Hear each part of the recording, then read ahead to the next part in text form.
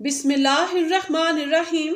السلام علیکم ناظرین، چند مذاہب کے علماء نے قرآن مجید کی آیات کا غلط مفہوم نکال کر حضرت داؤد علیہ السلام پر تہمت اور بہتان لگانے کی کوشش کی اور حضرت داؤد علیہ السلام کی کردار کشی کی۔ آج کی اس ویڈیو میں قرآن مجید میں موجود 99 دمیوں کا قصہ بھی بتاؤں گی اور وہ قصہ کیسے حضرت داؤد علیہ السلام کی تہمت سے تعلق رکھتا ہے وہ بھی بتاؤں گی۔ لیکن اس سے پہلے حضرت داؤد علیہ السلام پر جو تہمت لگائی گئی اس کے بارے میں بات کریں گے کہ کیا تہمت تھی، پھر قرآن مجید کی آیات کے مطابق اس الزام کو غلط ثابت کریں گے۔ ناظرین، حضرت داؤد علیہ السلام جن کو بادشاہ اور نبوت دونوں بیک وقت ملی، انہوں نے چھوٹی عمر میں ہی جالوت جیسے طاقتور سپہ سالار کو مار ڈالا۔ ان کے بارے میں بنی اسرائیل کے خیالات یہ تھے کہ حضرت داؤد علیہ السلام نے اپنے ایک صحابی اوریا کی بیوی کو چھت پر نہاتے دیکھ لیا، جو حضرت داؤد علیہ السلام کو بہت پسند آئی، اور پھر حضرت داؤد علیہ السلام نے اس کے شوہر کو کسی محاذ پر جان بوجھ کر بھیجا کہ وہ وہاں مارا جائے۔ جب اس عورت کا شوہر جنگ میں مر گیا تو حضرت داؤد علیہ السلام نے اس کی بیوی سے شادی کر لی، اور یہ بات اللہ تعالیٰ کو پسند نہ آئی تو اللہ تعالیٰ نے حضرت داؤد علیہ السلام کو تنبیہ کی۔ یہی واقعہ بنی اسرائیل نے خود ہی تورات میں مذکور کر دیا۔ ناظرین، اسی واقعے سے 99 دمیوں کا قصہ بھی مشہور ہوا۔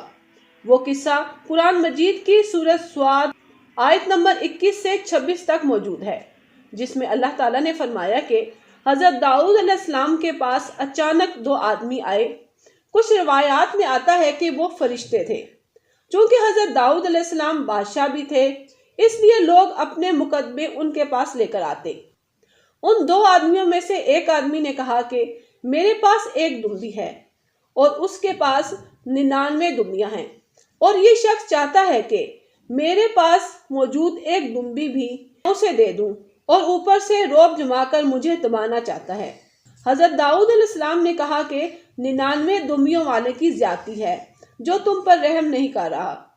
ان دونوں کا قصہ سن کر حضرت داؤد علیہ السلام کو اپنا خیال آیا، کیونکہ انہوں نے 99 شادیاں کی ہوئی تھیں اور ایک اور شادی کی خواہش مند تھے، تو ان کے دل میں فوراً استغفار کا خیال آیا اور انہوں نے اللہ تعالیٰ سے معافی مانگی اور فوراً اللہ تعالیٰ کے حضور سجدہ کیا، تو اللہ تعالیٰ نے انہیں معاف کر دیا۔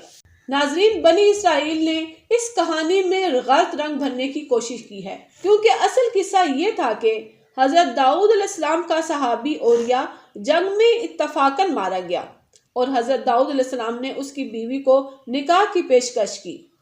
اس طرح حضرت داؤد علیہ السلام کی 100ویں بیوی اوریا کی بیوہ تھی، لیکن اس وقت شادیوں کی اللہ تعالیٰ نے کوئی حد مقرر نہیں کی ہوئی تھی۔ لیکن پھر بھی اللہ تعالیٰ کو حضرت داؤد علیہ السلام کی یہ غلطی پسند نہیں آئی، تو انہوں نے 99 دمیوں کا قصہ حضرت داؤد علیہ السلام کے ساتھ پیش کیا، جس کی حضرت داؤد علیہ السلام کو سمجھ آ گئی۔